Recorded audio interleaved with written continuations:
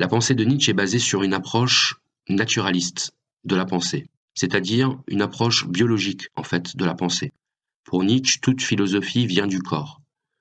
Ça veut dire qu'on pense comme on est constitué physiologiquement.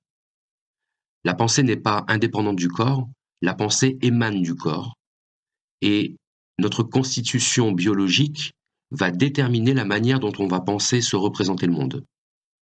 Alors pour Nietzsche, il y a plusieurs étapes. La physiologie détermine la morale, et la morale détermine l'intellect, c'est-à-dire les idées. Qu'est-ce que ça veut dire?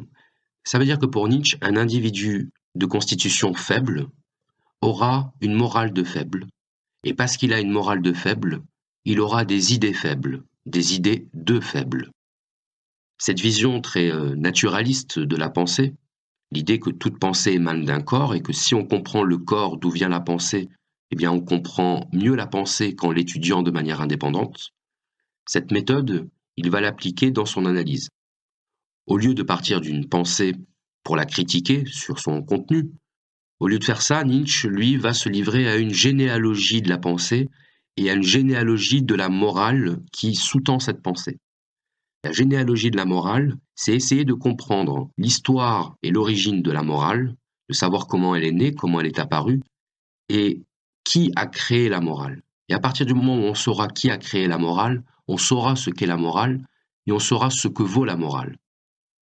Pour Nietzsche, la morale, au sens où on l'entend couramment, elle est issue d'abord de la pensée de Platon, puis de la pensée chrétienne. D'ailleurs, pour Nietzsche, il y a une continuité directe entre le platonisme et le christianisme. En fait, c'est une idée très cohérente puisque le platonisme était basé sur un dualisme. Le dualisme, c'est l'idée qu'il existe une réalité qui est la nôtre et une réalité qui nous dépasse, une réalité supérieure. La réalité dans laquelle on vit, c'est la réalité sensible, on a pu en parler avec Schopenhauer. La réalité au-dessus du monde sensible, pour Platon, c'est la réalité intelligible. Pour Platon, au-dessus du monde matériel, du monde physique, du monde dans lequel on vit, il existe un monde intelligible, autrement dit, un monde constitué seulement d'idées, avec un I majuscule. Car pour Platon, toutes les choses matérielles, toutes les choses sensibles, ne sont que des exemples, des images d'objets qu'il appelle les idées. Et les idées pour Platon sont la vraie réalité, c'est une réalité transcendante. De la même façon, dans le christianisme, eh bien, il y a une séparation assez nette qui est faite entre l'ici-bas et l'au-delà.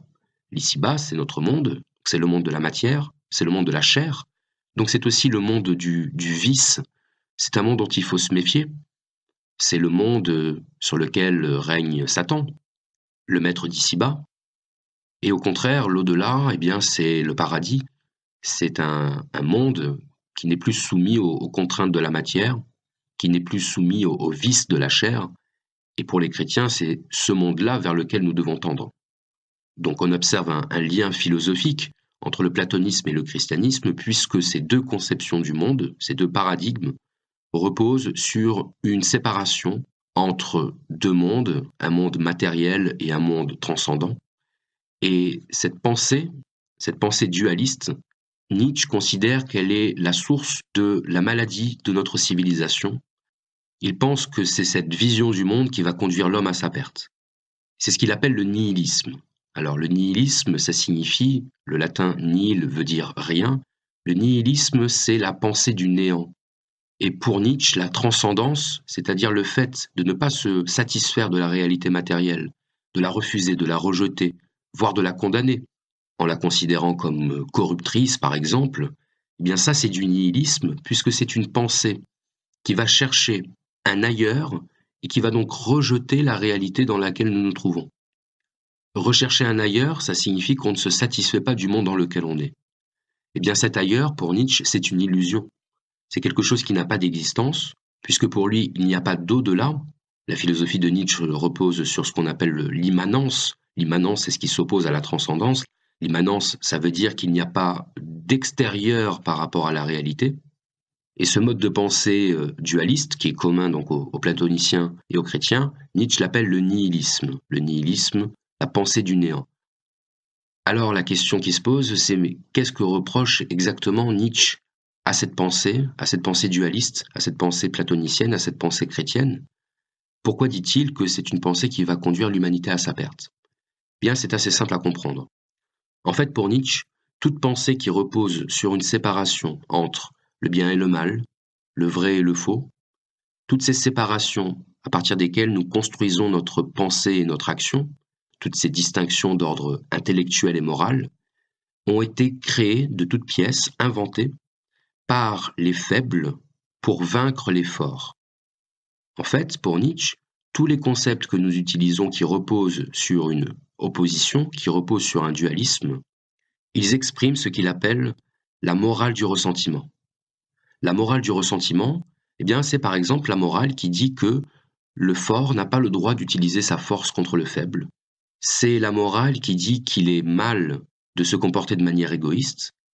C'est la morale qui va s'appuyer sur la culpabilité, qui va dénoncer le vice et le péché. Autrement dit, la morale du ressentiment, c'est la morale qui va nier la vie. Pourquoi nier la vie? Parce que pour Nietzsche, la vie, elle est essentiellement volonté de puissance. Là encore, je dois faire une précision, puisque la volonté de puissance, ce n'est pas comme on l'entend souvent, le désir de domination, la recherche de la gloire et du pouvoir. Non, ce n'est pas ça. La volonté de puissance, c'est la puissance qui anime le monde, c'est la volonté qui anime le monde. La volonté de puissance, c'est la volonté de la puissance elle-même. C'est la volonté qui affirme sa puissance dans la réalité, qui affirme sa puissance dans la vie, qui affirme sa puissance dans l'homme. Lorsqu'un homme recherche la puissance, en fait, il ne recherche pas la puissance de manière indépendante et séparée du monde. C'est la vie elle-même qui exprime sa puissance à travers cet homme. La recherche de la puissance n'est pas quelque chose de négatif pour Nietzsche, c'est au contraire la volonté affirmative du monde dans sa plénitude. Pour nous, la puissance, c'est un concept qui a une connotation négative, puisqu'on l'associe à la domination d'autrui. Mais pour Nietzsche, la puissance n'a absolument rien à voir avec ça, puisque le fort, celui qui est animé de cette volonté de puissance, eh bien, il n'en a rien à faire de dominer le faible, puisque vouloir dominer le faible, ce serait déjà considérer que le faible a une valeur, ce serait lui accorder une importance qu'en tant que faible, il ne mérite même pas. Donc la volonté de puissance chez Nietzsche est effectivement un égoïsme, mais c'est un égoïsme radical, c'est un égoïsme qui ne se pose même pas la question de la valeur d'autrui, puisque l'égoïsme plein et entier ne cherche pas à tirer profit d'autrui, il nie tout simplement autrui. Il ne le reconnaît pas comme étant autrui, il ne le reconnaît pas comme existant. La puissance chez Nietzsche, c'est un concept absolument central, puisque c'est le concept selon lui qui définit le mieux l'essence même de l'être, l'essence même de la vie, l'essence même de la réalité. Chez Nietzsche, la vie est un mouvement qui recherche sans cesse à croître, à s'affirmer de plus en plus, et si ce mouvement rencontre des oppositions, eh bien, tant pis pour elle. Mais la puissance ne s'occupe pas de savoir si elle rencontre ces oppositions, elle broie les oppositions sans même se poser la question. La volonté de puissance, c'est l'idée d'une force primitive, instinctive, originelle, qui traverse tout ce qui est, et pour Nietzsche, c'est ça la seule réalité. La volonté, c'est cette force d'affirmation et de croissance de chaque chose, de chaque être. Prenons un petit exemple. Un enfant qui grandit.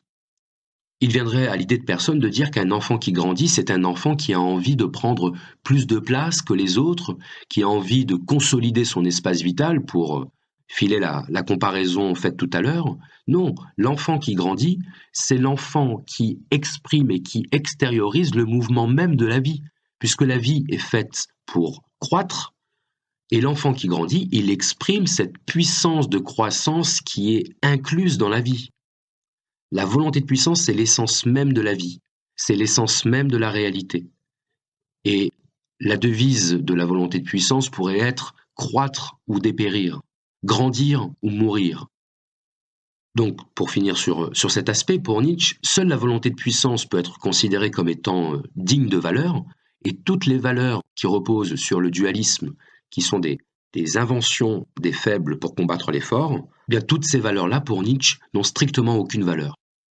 C'est pour ça qu'on peut dire que la philosophie de Nietzsche est une philosophie de la réévaluation, puisque pour Nietzsche, toutes les valeurs existantes doivent être dévaluées et remplacées par de nouvelles valeurs, des valeurs qui vont favoriser l'émergence de ce qu'il appelle le surhomme. Le surhomme, c'est celui qui ne se trouve plus dans cette morale du ressentiment, c'est celui qui s'est affranchi de tous les dualismes, c'est celui qui accepte l'immanence de l'être, c'est celui qui accepte le fait que la réalité que nous connaissons soit la seule réalité existante, et cette réalité-là, nous devons l'assumer, nous ne devons pas la fuir, nous ne devons pas en chercher une qui serait meilleure, puisque rechercher une réalité qui serait meilleure, ce serait tout simplement démontrer notre incapacité à nous adapter à cette réalité, ce serait donc démontrer notre faiblesse. Toutes les pensées dualistes reposent sur un ressentiment, ce ressentiment, il est issu de la peur, et la peur nourrit la haine, nourrit la vengeance, nourrit la culpabilité, et ce sont toutes ces valeurs que Nietzsche estime être à l'œuvre dans la morale dominante qui est la morale chrétienne. La volonté de puissance, ce n'est donc pas un concept moral, ce n'est pas une apologie du désir de domination. Pour Nietzsche, la volonté de puissance, c'est l'essence même de l'être, puisque la réalité est toujours en devenir, elle est toujours en mouvement. Le mouvement, c'est le propre de la vie, c'est même le propre de tout ce qui est, et ce mouvement, c'est un mouvement vers l'accroissement. Revenons très rapidement sur la distinction entre les deux types de morale, la morale des faibles et la morale des forts. La morale des faibles, on l'a dit, est basée sur une opposition des concepts, le bien et le mal, d'où vont naître ensuite la culpabilité, le péché et le vice. Nietzsche appelle cela une morale du ressentiment puisque c'est une morale qui s'occupe des autres.